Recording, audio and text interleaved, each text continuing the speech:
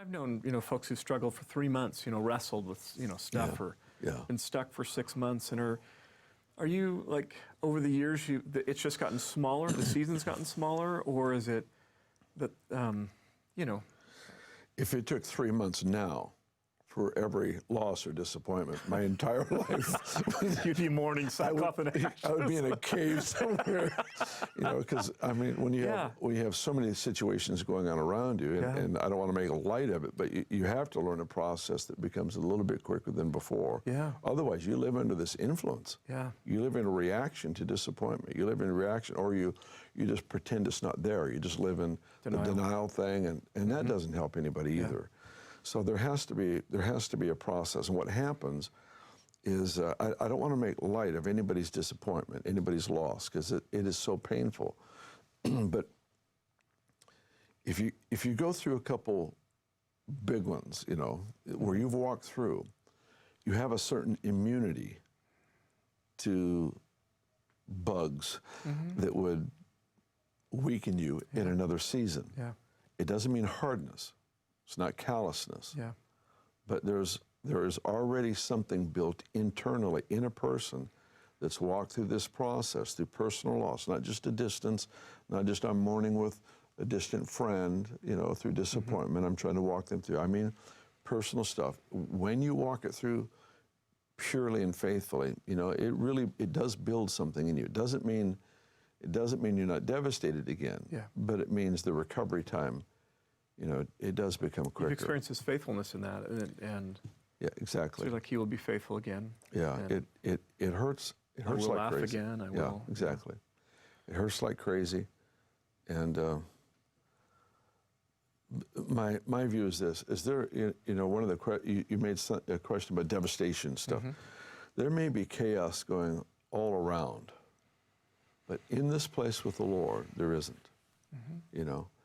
And so my way of thinking, my view of life, view of the world, all that stuff is going to be shaped by either what's going on out there or what's going on in here. And I'm either going to live in reaction to chaos, under the influence of chaos, or I'm going to live out of this place of absolute pure affection for Christ and authority to influence the world around me. And that's where the breakdown comes, is because if so much, even ministry, preaching and prayer, and so much of our life is patterned after what we're picking up out here. Yeah, yeah. It's not necessarily wrong. It's just inferior to picking it up in here and then living offensively, transformationally to the world around us. And I feel like that's a part of the DNA that God's put in us, is to learn how to all right, get alone with God as much as you can. Silence the exterior noise. Silence the static that's going on all around you as much as you're able to. Put on worship music if you need to. Do whatever you need to do. Sing a song, sing a psalm, read old prophecies over your life, whatever it might be. But you do that just to get yourself into a place where you become conscious of Him again. And you just do your best to become conscious of the Lord. And in that place, I don't like just bringing problems all the time. The chaos in the world around me. There's so much chaos going on, it would be 24 hours a day, nonstop.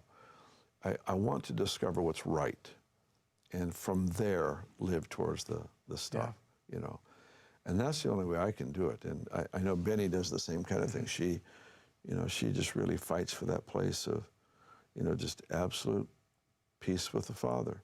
The joy there's always joy with the Father. There just always is. It's always there. It's always available.